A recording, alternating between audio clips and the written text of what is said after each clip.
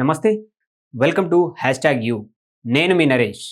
యావత్ భారతదేశం మొత్తం ఇప్పుడైతే మన తెలంగాణలో పెట్టబోయే ఏదైతే తెలంగాణ రైజింగ్ గ్లోబల్ సమ్మిట్ ఏదైతే ఉందో దాని గురించే నడుస్తూ ఉంది. మొత్తం యావత్ భారతదేశంలో కావచ్చు, ఇటు 2 తెలుగు రాష్ట్రాల్లో కావచ్చు, ఇటు ఆంధ్రప్రదేశ్, ఇటు తెలంగాణ 2 రాష్ట్రాల్లో కావచ్చు. రేవంత్ రెడ్డి గారు ఏదైతే 8, 9 తారీఖులో ఏదైతే రైజింగ్ తెలంగాణ గ్లోబల్ సమ్మిట్ అని పెట్టబోతున్నారో దాని గురించే చర్చ నడుస్తూ ఉంది. ఎక్కడ చూసినా అదొక్కటే చర్చ. ఆ చర్చలో భాగంగా ఏదైతే ఆ గ్లోబల్ సమ్మిట్ ఏదైతే పెడుతున్నారో ఆ గ్లోబల్ సమ్మిట్లో భాగంగా యావత్ ప్రపంచంలోనే ఈ గ్లోబల్ సమ్మిట్కి సంబంధించి రకరకాల ప్రముఖులైతే ఇక్కడికి తెలంగాణకు విచ్చేయబోతున్నారు. వాళ్ళను ఆకట్టుకునేందుకు తెలంగాణ ప్రభుత్వం ఏదైతే కళాకారులను ప్రోత్సహించి ఆ గ్లోబల్ సమ్మిట్లో సంగీతానికి సంబంధించి కావచ్చు, నృత్యాలకు సంబంధించి కావచ్చు, ఏదైతే తెలంగాణ సంస్కృతి సాంప్రదాయాలకు సంబంధించి కావచ్చు, వాళ్ళ నృత్యంతో పాటు సంగీతానికి సంబంధించి కూడా ఏదైతే గ్లోబల్ సమ్మిట్లో పెట్టబోతా ఉన్నారు. సో వాటికి సంబంధించి మనం మాట్లాడుకునే ప్రయత్నం చేద్దాం. ఏదైతే ఇక్కడ ముఖ్యంగా చెప్పుకోవాల్సింది ఏంటంటే ఆస్కార్ అవార్డు గ్రహీత ఎవరైతే ఎంఎం కీరవాణి ఉన్నారో వారు కూడా ఈ గ్లోబల్ సమ్మిట్లో వాళ్ళ సంగీతానికి సంబంధించి ఒక 90 నిమిషాల పాటు వాళ్ళు చేయబోతా ఉన్నారు. దాంతోపాటు కూడా కళాకారులు కూడా దానికి సంబంధించి అక్కడ నృత్యాలు కావచ్చు, వాళ్ళ సాంప్రదాయ సంబంధించి కావచ్చు, వాళ్ళు అక్కడ ఉండబోతా ఉన్నారు. సో ఏమిటి ఈ గ్లోబల్ సమ్మిట్కి సంబంధించింది, ఎలా ఉండబోతుంది అనేది ఒకసారి చూసే ప్రయత్నం అయితే చేద్దాం. తెలంగాణ రైజింగ్ ఏదైతే గ్లోబల్ సమ్మిట్ సంబంధించి ఏదైతే ఉందో ఆస్కార్ గ్రహీత మన సంగీత దర్శకులు మన ఎంఎం కీరవాణి గారు తన సంగీత కచేరీని ఇక్కడ ఏదైతే గ్లోబల్ సమ్మిట్లో వాళ్ళు అలరించబోతా ఉన్నారని చెప్పేసి తెలుస్తూ ఉంది మనకు. ఫ్యూచర్ సిటీలో డిసెంబర్ 8 నుంచి ప్రారంభమయ్యే ఏదైతే రైజింగ్ గ్లోబల్ తెలంగాణ సమ్మిట్ ఏదైతే ఉన్నారో అందులో పాల్గొనే ప్రపంచ ప్రతినిధులు ఎవరైతే ఉన్నారో భిన్న సంస్కృతి కళాకారులు వాళ్ళు ఎవరైతే ఆ అతిథులను అలరించబోతా ఉన్నారు. అయితే ఈ సమ్మిట్కి సంబంధించి 90 నిమిషాల పాటు ఎవరైతే ఆస్కార్ గ్రహీత కీరవాణి గారు ఉన్నారో వాళ్ళది ప్రత్యేక కచేరీ అయితే ఉండబోతున్నట్టుగా చెప్తున్నారు. అయితే ప్రముఖ వీణా విద్వాంసురాలు ఒక ఆమె ఉంది తెలంగాణలో, ఆమె పి విజయలక్ష్మి గారి కూడా ఆమె వీణా కార్యక్రమం కూడా ఉండబోతా ఉంది ఏదైతే ఈ గ్లోబల్ సమ్మిట్లో. సో అదే కాకుండా ఏదైతే మన పేరిణి నాట్యానికి సంబంధించి అతిథులను ప్రత్యేకంగా ఆకర్షణంగా నిలవబోతుందని చెప్పేసి కూడా మనం ఇక్కడ చెప్పొచ్చు. ఎందుకంటే పేరిణి నృత్యం ఏదైతే శివతాండవం అని అంటారు పేరిణి నృత్యాన్ని, తెలుగు వారిలో ఇది ఒక ప్రాచీన నృత్యంగా చెప్పొచ్చు. దీన్నే యోధుల నృత్యం అని కూడా దీన్ని తెలంగాణలో పిలుస్తారు. దీన్ని పూర్వకాలంలో యోధులు యుద్ధరంగానికి వెళ్ళబోయే ముందు ఏదైతే పరమశివుడికి ఇది అత్యంత భక్తి శ్రద్ధతోటి ఈ నాట్యాన్ని అయితే చేస్తారు.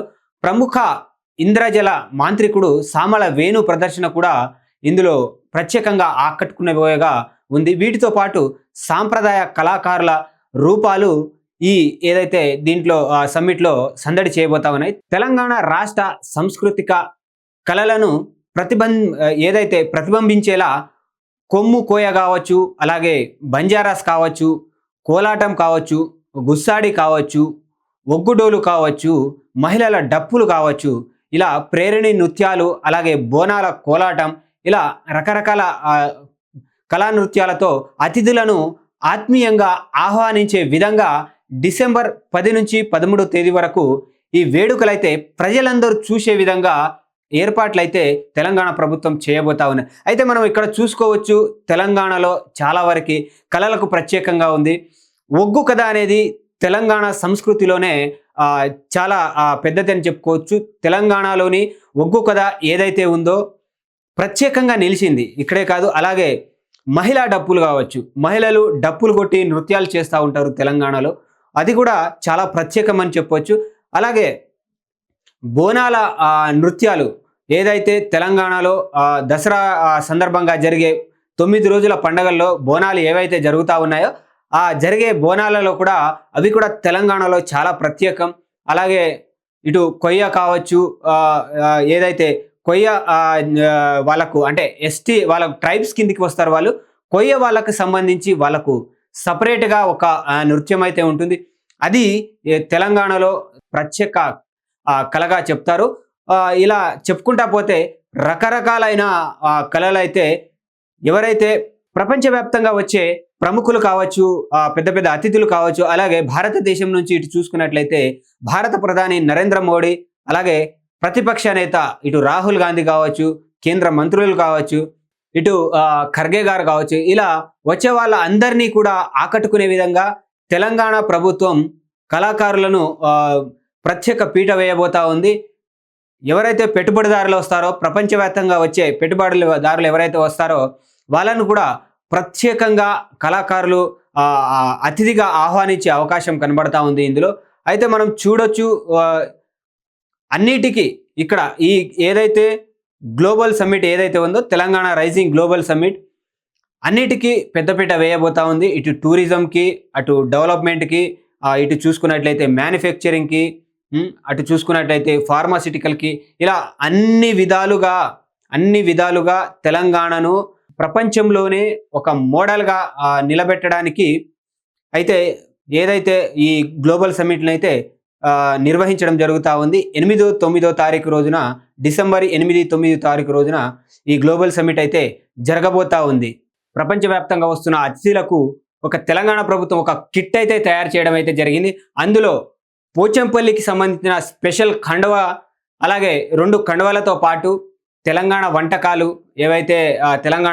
ఏవైతే ఉన్నాయో, ఇటు బూందీలు కావచ్చు, అప్పాలు కావచ్చు, ఇలా రకరకాలుగా తెలంగాణకు సంబంధించిన వంటలు ఏవైతే ఉన్నాయో ఆ వంటలు కూడా ఏదైతే ఆ కిట్లో ఉండబోతా ఉంది.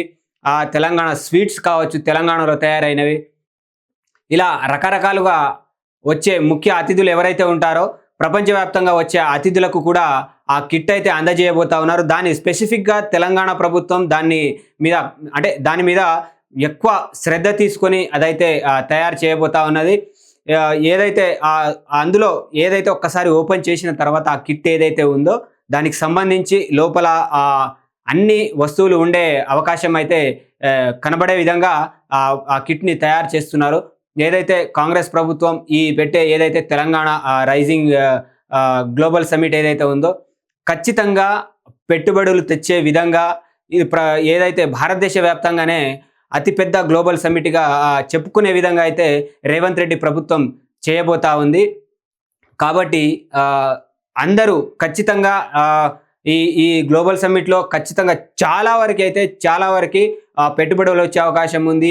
నిరుద్యోగం చాలా వరకు తగ్గే అవకాశం ఉంది. అలాగే దీనికి సంబంధించి రైతులకు కూడా చాలా వరకు ఇందులో మంచి జరిగే అవకాశం ఉంది.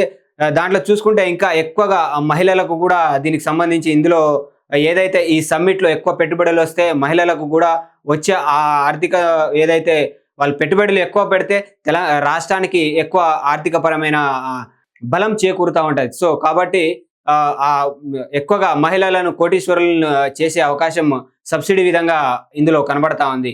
సో కాబట్టి ఖచ్చితంగా ఈ ఏదైతే గ్లోబల్ సమ్మిట్ ఏదైతే ఉందో దానికి సంబంధించి భారతదేశ వ్యాప్తంగా ఇది చాలా పెద్ద సక్సెస్ అయ్యే అవకాశం కనబడతా ఉంది. రేవంత్ రెడ్డి ప్రభుత్వం దీన్ని ఖచ్చితంగా చేస్తుందని మీరు నమ్మినట్టయితే కింద కామెంట్ సెక్షన్లో ఎస్ అని కామెంట్ చేయండి. అప్పటి వరకు చూస్తూనే ఉండండి #you.